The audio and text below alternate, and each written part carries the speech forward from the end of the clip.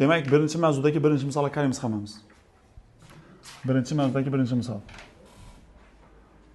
26 ko'paygan 25 minus 25 ko'paygan 24 plus 24 ko'paygan 23 minus 23 ko'paygan 22 minus 12 ko'paytirib 8. Shu misolni ishlab berishdan oldin sizlarga taqsimot qonuni nima ekanligini o'rgatib o'taman. Yaxshilab eshiting. A ko'paytiruv B plus B ko'paytiruv C bo'lsa, ikkalasida ham nima bor? B bor. Buni qavsdan tashqari chiqarsangiz A plus nima qoladi? Shu narsa taqsimot qonuni shu. Bu qo'shishni qulay usulda va sizlar ham bo'ladi. Qo'shish va ko'paytirishning qulay usuli. Demak, qaranglar, ikkalasida nima bor? 25 ni qavsdan tashqari chiqarsam, qavs ichida nima qoladi? 26 minus 24 qoladi. Tushundingizlar? Bu ikkisidan nima bor? 23 qavsdan tashqari chiqarsam nima qoladi? 24 minus 22 qoladi. Keyin minus 12 ko'paytirib 8 ni 96 etib qo'yinglar. Qaranglar endi. Bundan munosabatcha. Bundan munosabatcha. Demak, qaranglar, 25 ko'paygan 2, 23 ko'paygan 2. Ikkisidan nima bor? 2 bor. Qavsdan tashqari chiqarsam 25 qo'shuncha qoladi. 23 qoladi. Minusuncha 96. 2 dursin. Bu bilan buni qo'shsam 48 bo'ladi. Minus 96 bo'ladi. X ko'paysa 96, 96 dan 96 samcha chiqadi. 0 chiqadi. Osonmi, qiyinmi? 2, 3, 4, 5, 6, 7, 8, 9 hammasi shunga o'xshaydi. Endi 10-misolga qarab beramiz hammamiz. 10-misol, diqqatli bo'lib eshiting. Haqiqatan 10 bir xilma ekan emas, ko'ribanglar. Bir xilma axir? Yaxshi. Endi 10, 27048 ko'paygan 27044 minus 27047 ko'paygan 27043. Shuni hisoblashimiz kerak. Bu yerda ukalar, yaxshilab eshiting. Eng kichik sonni biron-bir A harfi bilan belgilab olamiz. Eng kichik qaysi bu yerda? Shu A. Demak, biza 27043 ni adab olsak, A ya nechani qo'shsam 27047 bo'ladi. 4 emasmi? Shunga 4 ni qo'shsangiz buni beradi-ku. Tushunmadingizmi? Endi savol, bu 27043 A bo'lsa, bu nima bo'ladi? A plus 1. Yana ham aytaman, 27043 A 1 ni qo'shsangiz ishim beradi-da u.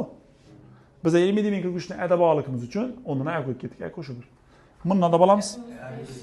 A plus 5. Oralaringizda dim tushunmaylar bo'lishi mumkin. Ish 27048 ni qaranglar. 27048 ni biz 27043 plus 5 desak bo'ladimi? Buni o'zini biz sizlar bilan nima deb belgilab ko'pmiz? A deb belgilab ko'pmiz. A qo'yib bersam shura A plus nima bo'ladi ekan? 5 bo'ladi ekan. Dim maydaladim. Tushundingizmi men? Endi qaranglar. Bundan olib buni, bundan olib buni qo'yib chiqamiz, ko'paytiramiz. A plus 5 ko'paygan A plus 1 minus A plus 4 ko'paygan nima u? A. Endi xadma-xad ochamiz. Diqqatli bo'lib eshiting. A ni A ga ko'paytiramiz. A kvadrat.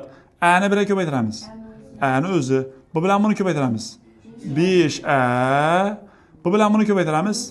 Plus 5 minus A bilan A ko'paysa, A ni kvadrati plus bilan minusni ichiga oladi, minus bo'ladi. A bilan 4 ko'paysa 4A. Ina shu A kvadratlar qisqaradimi? A ga qo'shaman 5A ni. 6A dan olaman 4A ni. 2A ibidan nima bor? Plus 5 bor. A ni o'rnidan olib borib men nima qo'yaman? 27043 qo'yaman. Qaranglar. 2 ko'paygan 27043 plus necha? 5. 27043 ni 2 ga ko'paytiramiz, 54086 bo'ladi. 54086 ga 5 qo'shsangiz 54091 bo'ladi. Tez so'lamadim o'zi? Tushundingizmi axir? Malades. Endi qaranglar, hozir sizlar bilan biz 10-misolni ko'rdik. 11-misolga qaranglar, o'xshaymi yo o'xshamaymi? O'xshaymi ekan? Malades. Uni ham shu belgilab ishga ketaverasizlar. 12-misol taqsimot qonunini tushada ko'ryapsangizlar, endi men sizlarga 13 ni ko'rib beraman. 13. 6 ni berilgan songa ko'paytirganda javobimizni eng oxirinda 44. Mana shu shakldagi son hosil bo'lsa, berilgan son, ishidagi son quyidagilardan qaysi biriga teng deydi. Quyidagilar degani shu A javob. Mana 24 ekan. Bu javobdan oldin ketdi. 19 ga qo'yibdi. Siz javobdan qo'yibdi.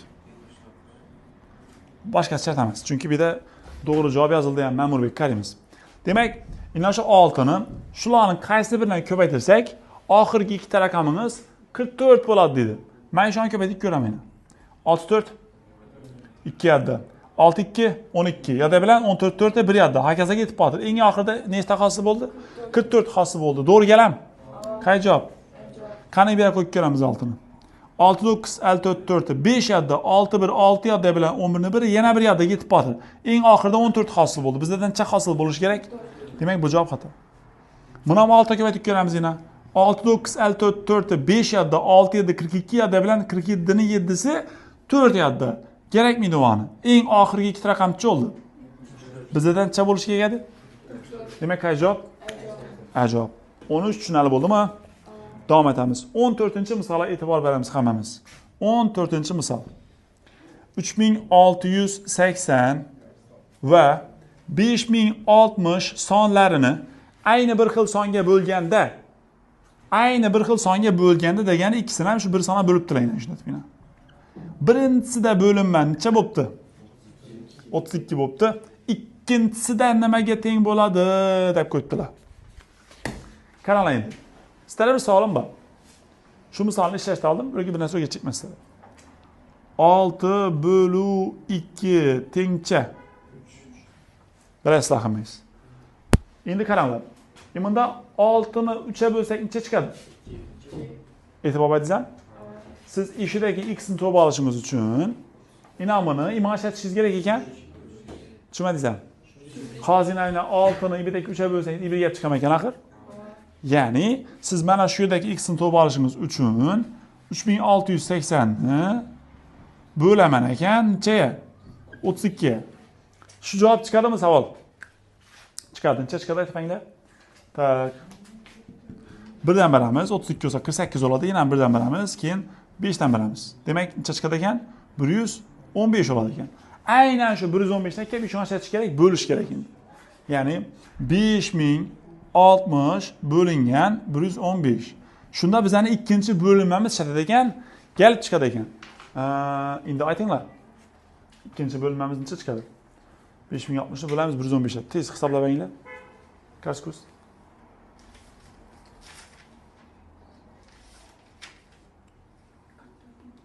To'rtmi? To'g'rimi? 44 mi? Demak 5060 ni 115 ga bo'lyapti, necha chiqadi ekan? 44 chiqadi ekan. Biz hozir bu bilan nimaga erishdik? Men shuni tushuntirib beraman sizlarga. Ina shu x topdik biz boshda. Inamini imga bo'ldikda x topdik. X bor, ina chiqdi x. Shuni kelib ishora qo'yamiz keyin. 5060 ni 115 ga bo'lsak, ikkinchi bo'linma kelib chiqadi. Ikkinchi bo'linma necha ekan shunda? 44 ekan. O'zi bizlar shu kerak ekan. Tushundikmi? Davom etamiz. Keyingisi 15-misolga qarab beramiz. 15 topdingizmi? 15 topdingizmi? Nima dedi 15 da? 50 dan kichik tub sonlar nechta deb qo'yibdi? Sanab bilasizmi o'zingiz? Muammosi yo'qmi? Endi men ishda 16-chi ishlab beraman sizlarga. 16-chi misolimizni ishlashdan oldin bir qoida aytaman. Berilgan son daftarga yozib olsangiz bo'ladi. Berilgan son eng kam tub ko'paytuvchiga ajralishi uchun bu son tub son bo'lishi kerak. Bu qoida. Berilgan son eng kam tub ko'paytuvchiga ajralishi uchun bu sonimiz qanday son bo'lishi kerak ekan? Tub son bo'lishi kerak. Nima deyapti? Tushuntirib beraman. Masalan, 8 ni biz tub ko'paytuvchiga ajratsak 2 ni kubi bo'ladi. 7 ni biz tub ko'paytuvchiga ajratsak 7 ni o'zi bo'ladi. Savol, bu yerda qaysi biri eng kam tub ko'paytuvchiga ajraldi? Birinchisimi, ikkinchisimi? Ikkinchisi. Darajasi ham yo'q, o'zgarish yo'q ekan, ko'rdingizlar. Demak, eng kam tub ko'paytuvchiga ajralish uchun berilgan son qanday son bo'lishi kerak ekan? Tub son bo'lishi kerak ekan. Bizlar 16-misolda savol berib qo'yibdilar. N raqamining qanday qiymatlarida 50 plus n soni eng kam tub ko'paytuvchiga ajraladi. Ya'ni sen ina shu n o'rnidan olib borib raqamlarni qo'y, javobim eng kam tub ko'paytuvchiga ajralsin deb qo'yibdi.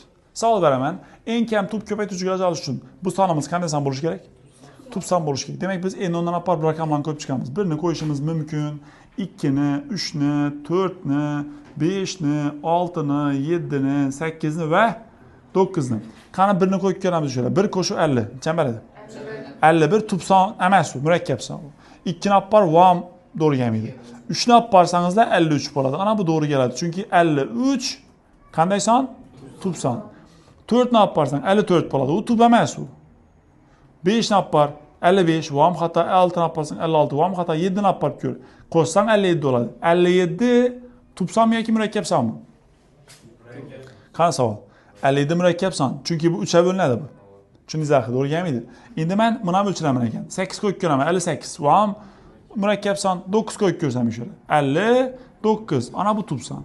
Demak biz mana shu sonimiz eng kam tup ko'paytiruvchiga ajralishi uchun enlarni o'ndan olib borib biza 3 qo'yib bilamiz ekan va 9 qo'yib bilamiz ekan. Tushunarli bo'ldimi? Tushundingizmi? 16 yetdi. 17-misolga qarab ayting hammangiz.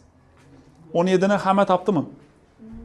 48 sonining barcha natural bo'lishlari yig'indisini toping. Yana ishladik shuni. 124 chiqadi desa bo'lsa. Ishladik. Xo'p, endi 18 dan boshlab keyingi darsda ko'ramiz. Hozir bir zo'r misol o'rganamiz sizlar bilan. Yaxshilab eshiting. Shu misolimizni raqamlari yig'indisini topishimiz kerak. Men ham sizlarning vaqtimda shu mavzuni men ishlab turgan vaqtim, men o'yladim 31 qo'shuv 32 qo'shuv 33 ni topamiz deb o'yladim. Uning emas ekan. Raqamlari yig'indisi degani qaranglar. 3 qo'shuv 1, qo'shuv 3, qo'shuv 2, qo'shuv 3. Hokazo ishlarni hammasini qo'shib chiqish kerak.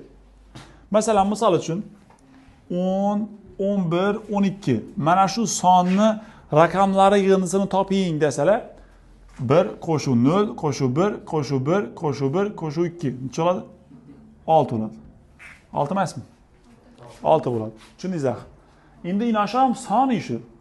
Masalan, buncha qana olsam, 6 qana olsam, to'g'rimi? Uni bormi 1 million palon dona son bu, palon xonali son bu. Tushundingizmi? Shuni raqamlari yig'indisi kerak. Bu misolimiz içinde 5 ta 10'lik bor paytida bir chiroyli formulasi bor. 5 n plus 80. Ana shu n o'ndan olib borib eng oxirgi sonni qo'yasiz. 5 ko'paygan 80 plus yana 80. Javob 480. Tushundingizlar? Ustoz hamisha o'rinlimi? Yo'q. Hamisha o'rinli emas bu. Qancha o'rinli? Men tushuntiraman. Masalan, bedasi 30 lar bor. 40 lar bor. 50 lar bor, 60 lar bor, 70 lar bor. 80 lar yo'q-ku. 0dan 30gacha bo'lgan. Demak, e'tibor bering. 5 ta o'nlik bo'lgan vaqtida bu formula o'rinli bo'ladi ekan. Agar shu misolini 80 emas, 81 gacha bo'lsa edi, bu formula xato bo'ladi.